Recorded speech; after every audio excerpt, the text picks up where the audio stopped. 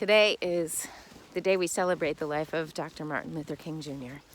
And it feels super poignant this year because of the movement that has woken a lot of people up, myself included, to the deep reality of the oppression that exists in this country and the world around. But we have a lot of accountability to take here in America and a lot of righting the ship to do.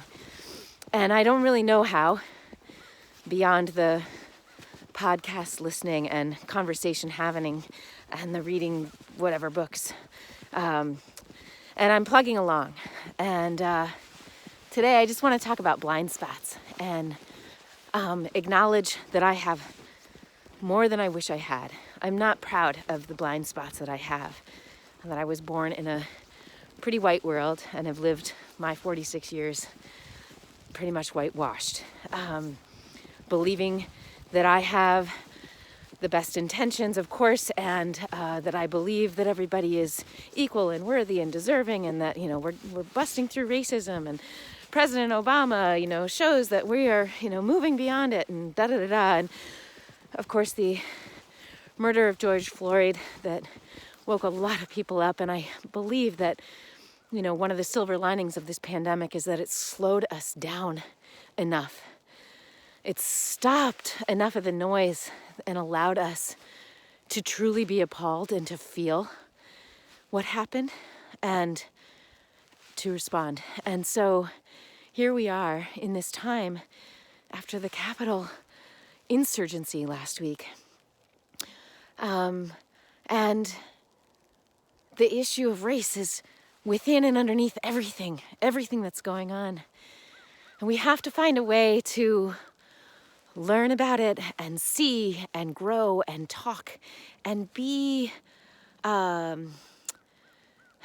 shown the light, right? Like a recent post of mine triggered a discussion about race and, the idea of colorblind racism came out, which I actually don't understand that concept as well as I should.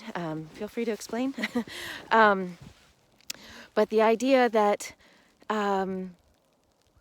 there's this bigger conversation that needs to be had about complicity, about allowance, and perpetuation.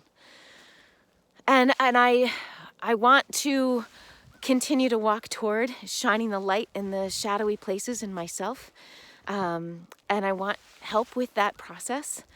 I want those white folks who are more woke than me, who've been at it for longer, who've been seeing it for longer, who've had different experiences or mentorships or exposures that have allowed them to be awakened and to see things better, to remember to be kind and recognize goodwill. And let's enter into these conversations with as many with as open a heart as we possibly can, presuming goodwill always by our brothers and sisters. So maybe we make lists today of the ways that we are experiencing privilege in our life. That's one of the exercises I want to do to try to shine the light for myself a little bit brighter. How are the many ways that my life is privileged? And what are the ways that I can open that up and take further accountability? So there's more, but I'm going to keep this short and maybe do a second post about Black Lives Matter, because there's other things that I want to say. For now, just want to honor the importance of this day in recognizing all the work there is to do, and light a candle and dive in with a little bravery and enthusiasm, and let's see. Oh.